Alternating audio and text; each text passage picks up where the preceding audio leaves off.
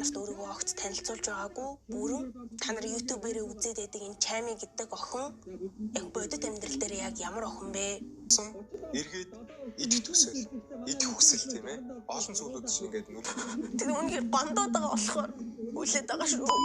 Монголын хүүхдүүдийн дунд хамгийн алдартай Grimix Chami нарыг аав ээжүүд жинтэйхэн шүүмжилж эхэллээ. Тодорхойлбол тэдний сахарын сурталчилгаа гэрээс илэрж байгаа учраас сахарын алгаа зогсоо гэх уриалга сошиалд хүчээ авч эхлэв. Тэднийг олон мянган хүүхдүүд үзэж дагаж дуурайх нь нэлбэг. Тиймээс энэ давлгаа шүүмжил хүлээж авах шүү. Хүлээж авсан юм байхгүй юу? Та хоёроос цөгдөнгуяа гэж юм бүр. Тэгснээ сахарын алгаа зогсооч анхааруулахын тэмдэг. Сахар, бэлэн хоол, кола, амтлагчтай хоол гээд хор бүхнийг хэдэн мянгаар нь хүүхдэд сурталчилгаа бойл. Grimix Chami хоёрын сахарын сурталчилгаа хэрээс хэтрлээ. Тэднийг бага насны хүүхдүүд маш олон үзэж дуурайж, элдв бусын маш их юм идэж ууж байна. Монголын ирээдүй болсон бяцхан дүүнараа бодооч ээ. Надад хэлсэн байхгүй. Миний охин чи ингэж хүмүүс ингэж юм хийжснээс болчихлоо. Жаахгүй. Ээж нь чамайг хангалттай ингэж цаашдаа тийчээгээ явчих чадна.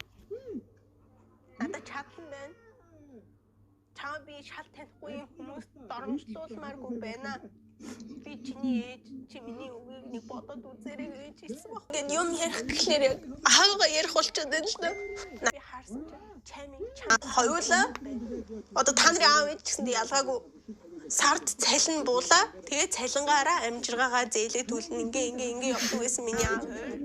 Ингээд шинжилгээ ингээд өгүүлээдсэн мөн аав маань ингээд бие ингээд онцлогын дараа гадагшаад ингээд тэгэл манай аав хоёр нэрийг өгшөрж байгаа юм байна да. Тийм болохоор л ингээд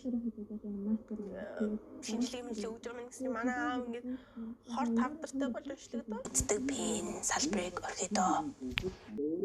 Тэнийг өдөр би эргээд уулзсан гэдэгт маш их ихтэй байна. Тэгээд танд маань ачаалтай байгаарай. Тэгээд хэзээний өдөр эргээд уулзцгаая баяртай.